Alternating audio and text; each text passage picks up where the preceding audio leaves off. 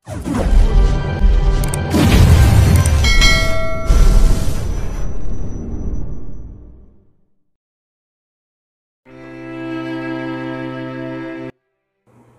POV. Wala pa ba si Daddy? Nakangiti kong tanong kay Ate Dorothy. Habang nagpapahid ako ng mga pampaganda sa aking muka, late na at hinihintay ko talagang pag-uwi ni Daddy dahil magpapaalam ako sa kanya na may lakad ako bukas. Itutuloy kong naudlot na pagbibigay ko ng treats sa mga staff ko. Wala pa senyorita eh. Teka lang, late na. Kailangan mo nang matulog. Bigkas ni Ate Dorothy. Matamis ko naman siyang initian. Kayo yatang dapat matulog ate eh. Iwan niyo na ako dito sa room ko. Hindi na ako bata para all the time bantayan mo pa. Gabi na at kailangan mo na ring matulog. Nakangiti kong sagot sa kanya. Sure po ba kayo, senyorita? Katunayan inaantok na din ako eh. Pero kung ipangako mo sa akin na wala kang gagawin, pagkatapos mo magpaganda ako hindi ako matulog na, iiwan na kita dito sa room mo. Nakangiti niyang sagot sa akin. Wala na akong gagawin. Saka kailan ba ako gumawa ng mga hakbang na hindi niyo nagugustuhan? Nakalabi kong sagot sa kanya. Kaagad naman itong napangiti. Wala naman po. Gusto ko lang makasigurado dahil sa panahon ngayon, kay hirap na kayang makahanap ng mabait na amo na kagaya mo. Nakangiti niyang sagot sa akin. Hindi ko naman mapigilan ng matawa. Talagang nagawa na akong utuin eh. Sa bagay, simula nung nagtrabaho sila sa akin, never ko din silang tinuring na mga utusan ko. Lumaki akong feeling na nag-iisa kaya feeling ko, lahat ng mga taong nakapaligid sa akin ay mga kaibigan ko na rin. Sige na, matulog ka na. Hihintay ko lang si Daddy at matutulog na rin ako. Nakangiti ko sagot sa kanya. Kagad naman siyang tumango. Good night, senyorita. Nakangiti pa niyang paalam sa akin. Isang tango ang naging sagot ko. Muli kong ibinuhos ang aking atensyon sa mga nilalagay kong pampaganda sa aking muka. Simula nang tumira ako sa bahay na ito, wala naman akong pwedeng gawin kung hindi ang magpaganda at alagaan ang sarili ko eh. Kaya nga siguro laki na ng ipinagbago ko physically. Marahil ito ang dahilan kung bakit hahabol-habol na naman si Estel ngayon sa akin. Speaking of Estel, huyo siya ngayon sa akin. Nangako na ako na hindi na ako babalik sa kanya at paninindigan ko yun. Princess, bakit gising ka pa?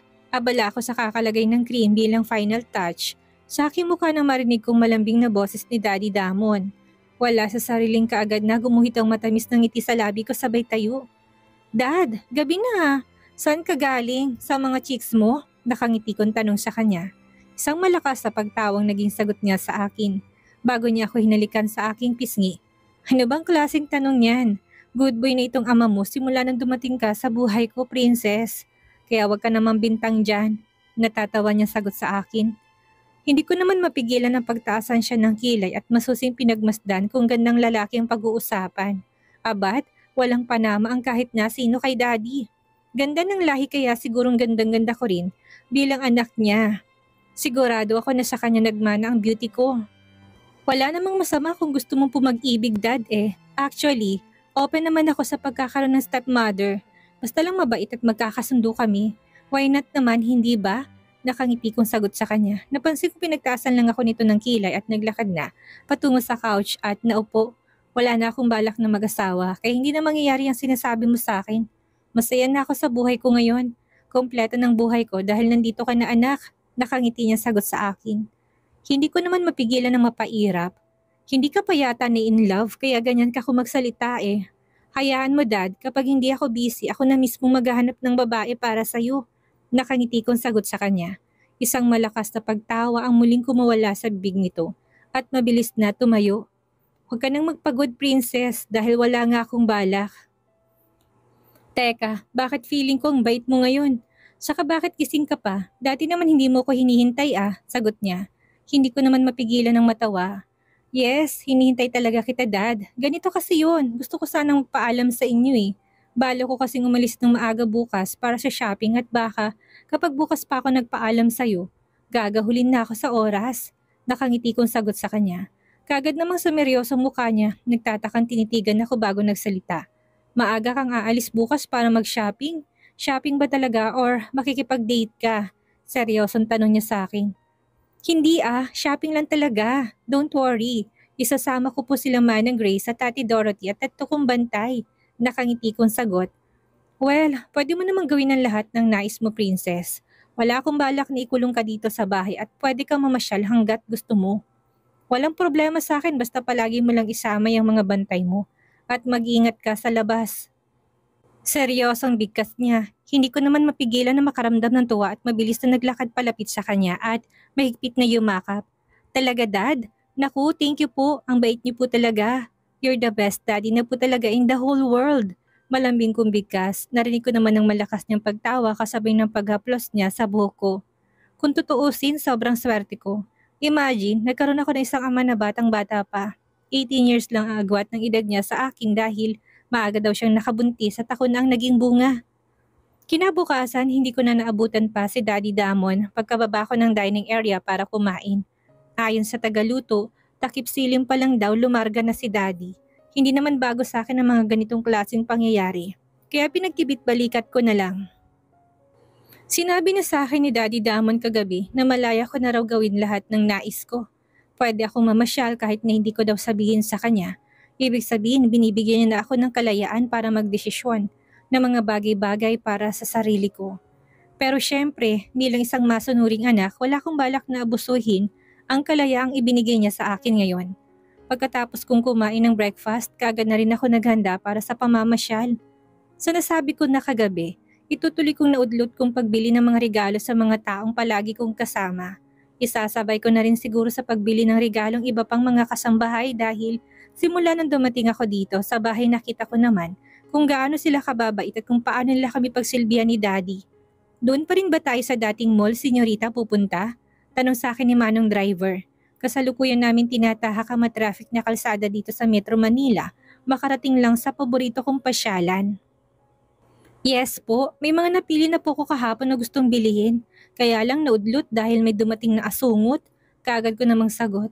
Si Stella ang tinutukoy kong asungot o hindi lang sana siya dumating kahapon at ginulong pagsha-shopping ko.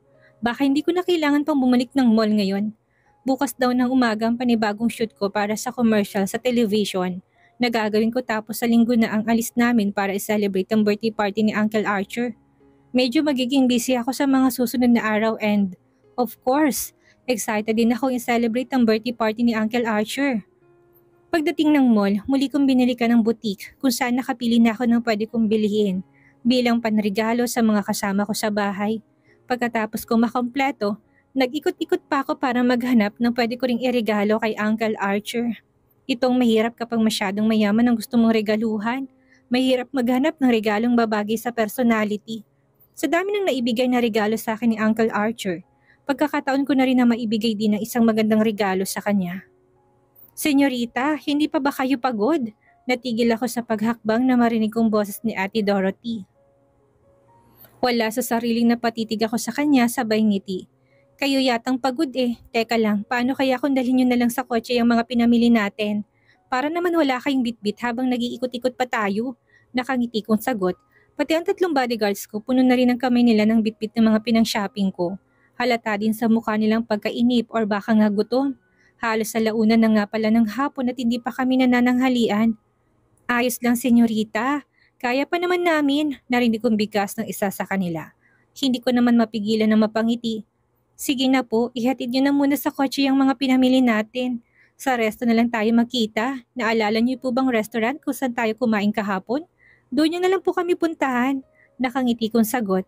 Delikado po, senyorita. Bilin pa naman ni Boss Damon na huwag kang hayaang ihiwalay sa mga mata namin.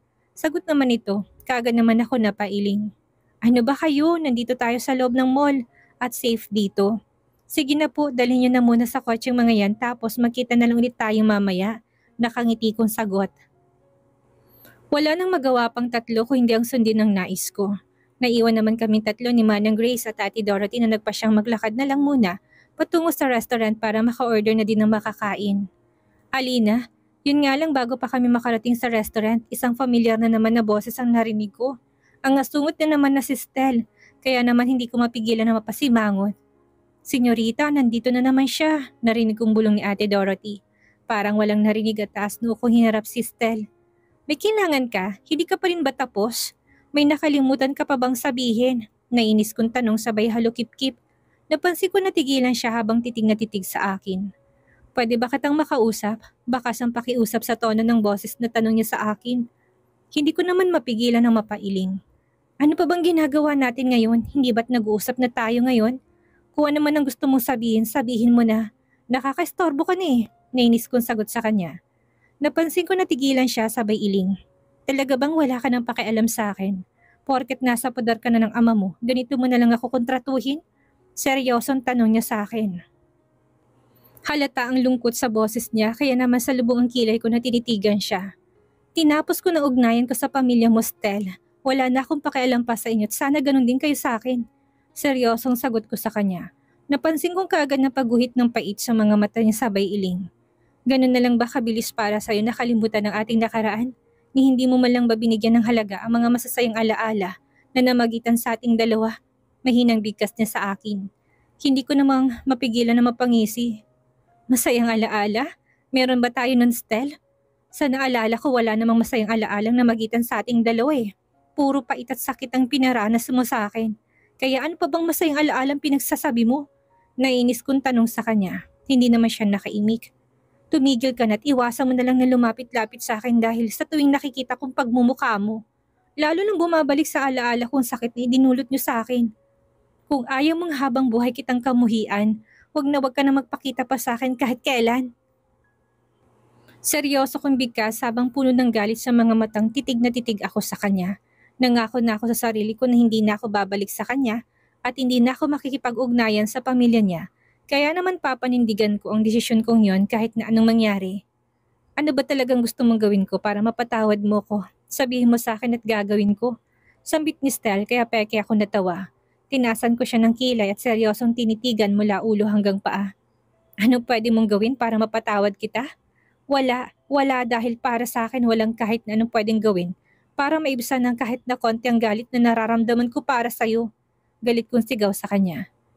Ganyan na ba talaga kalaki ang galit mo sa akin, Alina?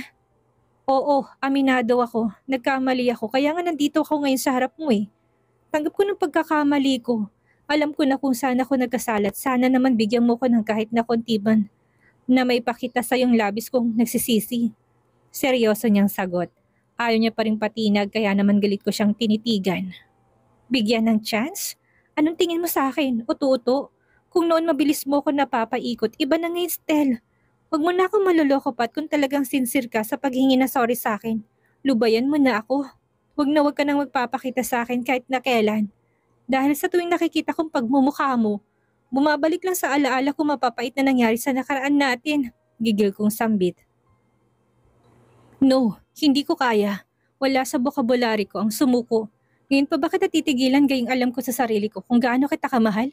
Maaring galit ka sa akin ngayon pero pasasaan ba't mapapatawad mo rin ako? Pasasaan ba't babalik ka rin ulit sa akin? Bigkas niya. No, malabo na yung sinasabi mo dahil kahit nakatiting, wala na akong nararamdamang pagmamahal sa'yo. Kinamumuhian na kita at kahit na kailan, kahit na lumuha ka pa ng dugo, hindi kita mapapatawad sa lahat ng mga kasalanang nagawa mo sa akin. Galit kong bigkas. Pigil ko rin na sarili ko na wag nang sumigaw ulit dahil ayaw ko na rin namang masabihan na iskandalosa ako. Napansin ko na tameme naman siya sa huling katagang binitawan ko. Biglang namulang kanyang mukha kasabay ng malakas na pagbuntong hininga. Pwede mo sabihin lahat ng gusto mo sabihin ngayon sa akin pero ito lang ang tandaan mo, Alina. Hindi ako susuko. Hindi ako papayag na hindi ka bumalik sa akin. Akin ka lang at walang sino man ang pwedeng makinabang sa'yo kung hindi ako lang. Galit niyang bigkas. Kitang-kita ko sa mga mata niyang determinasyon kaya matiin ko siyang tinitigan. Well, mangarap ka, Stel. Mangarap ka hanggat gusto mo. Galit kong bigkas at mabilis na siyang tinalikuran. Yun nga lang bago pa ako nakalayo sa kanya, naramdaman ko na lang ang pagyapos niya mula sa likuran ko. Huwag, please, magbabago na ako. Promise, hindi na ako nagagawa ng kahit anong bagay na makakasakit sa'yo. Mahal kita, Alina. Mahal na mahal kita. Madamdamin niyang bigkas habang wala yata siyang balak na pakawalan ako. Pakawalan mo ko, Stel. Hindi ka ba nahihiya? Pinagtitinginan na tayo ng mga tao. Huwag mo nang igit pa kung ano man ang nais mo dahil hindi na mangyayari yun. Seryoso kong bigkas at pilit na kumakawala sa pagkakayapos niya sa akin. Napasulya pa ako kina Ate Dorothy at Manang Grace pero ang dalawa para bang nanunod lang ng telenovela at wala man lang ako nakikita kahit na anumang indikasyon para tulungan ako na makawala mula sa bisig ni Stel. Wala na akong pakialam pa sa sasabihin ng ibang tao. Please, kahit ngayon lang, Hayaan mo naman ako na mayakap ka, oh. Please, Alina. Mahina niyang bigkas. No, kahit kailan hindi na ako maniniwala pa sa'yo. Kung talagang mahal mo ko, problema mo na yon. Hindi na kita mahal. Hindi na kita gusto at hindi ako magsasawang na paulit-ulit ko sasabihin sa'yo na kahit na kailan, hindi na kita magugustuhan. Galit kong bigkas at pilit na kumakawala sa pagkakayapos niya sa akin. Hindi naman ako nabigo dahil binitawan niya naman ako. Anak ako ni Rodora, hindi ba? Ang babaeng kinamumuhian ng buong mong pamilya. Kalimutan mo na ako at ituon mo ng atensyon mo kay Glenda. Pangako kahit kailan, hindi na ako mag-a-appear sa harapan niyo. Masaya na ako sa bago kong buhay ngayon. Masaya na ako sa pagmamahal at pag-aalaga na ibinibigay sa akin ng mga taong nakapaligid sa akin. Seryoso kong bigkas. Hindi ako papayag. Asawa pa rin kita at handa ako ipaglaban lahat ng karapatan ko sa'yo. Bigkas niya. Natigilan naman ako, gulat ako na palingon sa kanya. Anong ibig mo sabihin? Imposible. Pumirma na ako ng divorce papers, hindi ba? Hindi mo na ako asawa. Nalalaki mga matang sagot ko sa kanya. Yes, pumirma ka lang pero hindi ibig sabihin noon na hiwalay na tayo. Hindi nakarating sa korteng papel na yon. Tinapon ko na sa basurahan. Kaya kahit na anong gawin mo, hindi ka pa rin makakawala sa anino ko. Seryoso niyang bigkas. Hindi naman ako makapaniwala sa narinig ko mula sa kanya. Igagalang ko kung ano man ang gusto mo ngayon. Pero sa muling pagkikita nating dalawa, hindi na ako papayag na hindi ka sumama sa akin. Seryoso niyang bigkas at bago pa ako nakaiwas, mahina niya nang napisilang ilong ko bago siya naglakad paalis. Pigil ko naman ang sarili ko na habulin siya at nang mabatukan. Feeling ko kasi naisahan niya ako doon ni hindi ko man lang napaghandaan ang huling ginawa niya sa akin. Si Lina's POV. Araw ng linggo't kanina pa ako paikot-ikot dito sa loob ng aking kwarto. Hindi kasi ako nakapag-decide kung anong klaseng damit ang dadalhin ko sa birthday party ng kapatid ni George. Nagkalat ng mga damit ko sa ibabaw ng kama. Habang nagpa-party daw, maglalayag ang yate patungo sa mga sikat na beach resort ng bansa. 3 araw daw kaming mamamalagi sa yate at hindi ko malaman kung anong klaseng damit ba talaga ang babagay sa naturang pagtitipon. Kung bakit naman kasi tulala ako nito mga nakaarang araw Kusa naman last minute na lang natitira sa akin tsaka naman nagbagong isip ko sa mga attire na dapat kong bitbitin. Aminado rin kasi talaga ako na nawala ako sa focus ito mga nakarang araw at dahil yun kay Damon Monte Carlo Montano. Pagkatapos ng mainit na sandaling pinagsaluhan namin sa loob ng sasakyan nito, hindi na talaga siya mawala-wala sa isip ko. Palagi na lang ako natutulala sa tuwing naiisip ko siya. Hindi ko talaga alam kung anong meron sa lalaking yun at kung bakit kahirap niyang kalimutan. Tulala na naman ako nakatitig sa mga damit na nagkalat sa aking kama nang marinig kong mahinang katok sa pintuan ng aking silid. Wala sa sariling, napalingon ako kasabay ng pagbukas ng pintuan at bumungad ang seryoso mukha ng kakambal ko. Si Stel, anong nangyari sa silid mo? Bakit ang kalat? May lakad ka? Seryosong tanong niya sa akin, wala sa sariling kaagad ako napatango. Nakapagpaalam na ako kina mommy at daddy at pumayag sila. Teka lang, saan ka ba galing ito mga nakaraang araw? Ngayon ko lang umuwi. Seryosong tanong ko sa kanya. Sa bahay namin ni Alina, maiksing sagot niya sa akin. Hindi ko naman mapigilan ng mapailing. So, kamustang panunuyo mo sa kanya? Ayos na ba? Kasawal kong tanong sa kanya at isa-isang nilagay niya sa loob ng maletang mga damit na napili kong dalhin sa yate. Ilang minuto na lang at darating na si Stel kaya kailangan ko na talagang tapusin tong pag-iimpake ko. Ayaw niya na sa akin. Sinusumpa niya na ako at ilang beses niya na sinabi na ayaw niya na daw ako makita kahit kailan. Malungkot na sagot niya sabay upo sa gilid ng kama. Wala sa sariling napatitig ako sa kanya at kitang-kita kong lungkot na nakaukit sa kanyang mukha. Nangangalumata na rin tong kapatid kong ito na para bang kulang na talaga sa tulog. Hayaan mo na muna si Alina, sariwa pang sugat sa puso niya kaya galit pa siya sa ngayon. Pasasan ba't lalambot din ang puso nun sa'yo? Nakangiti kong sagot sa kanya. Sana nga, mahina niyang sambit at nagmamadaling tumayo. Naglakad siya patungo sa pintuan ng kwarto at bago pa siya nakalabas, muling humarap sa akin na seryoso akong tinitigan. Saan ka nga ulit pupunta? Kunot noon niyang tanong, hindi ko naman mapigilan ng matawa. Niyaya ko ni George sa isang party. Birthday na kapatid niya sasama kami dahil sa yate daw gaganapin. Nakangiti kong sagot. Napansin ko na kaagad ng sumeryosong mukha niya at nagmandaling naglakad palapit sa akin. Si George? Sasama ka kay George Montano? Seryoso niyang tanong. Wala sa sariling napatango ako at nagtataka siyang tinitigan. No, hindi ko pwedeng sumama sa kanya. Gaano mo kakilalang taong yun para pagkatiwalaan siya si Lina? Seryoso niyang tanong sa akin. Ano bang klaseng tanong yan, Stel? Natural, malaking tiwala ko sa kanya dahil nobyo ko siya. Ano ka ba? Ano bang nangyayari sa'yo? Don't tell me hayagan mong sasabihin sa akin na hindi ka boto kay George. Itatakwil talaga kita bilang kapatid ko kung gagawin mo yon. Nainis ko namang sagot sa kanya. Natigilan naman siya sabay iling. Hindi mo ba alam na si George ay isa sa mga tiyuhin ni Alina? Seryoso niyang tanong sa akin. Kagad naman nalaki ang mga mata ko sa gulat. Anong sabi mo? Anong tiyuhin? Gulat kong tanong sa kanya. You heard it right, Selena. Nakilala ni Alina ang tunay niyang ama't isa si George. Sa mga kadugo niya. Seryoso niyang sagot. Nagbibiro ka ba? Come on, Stel. Paalis ako at wala akong panahon sa mga ganitong klaseng biro kaya please, tigilan mo muna ako.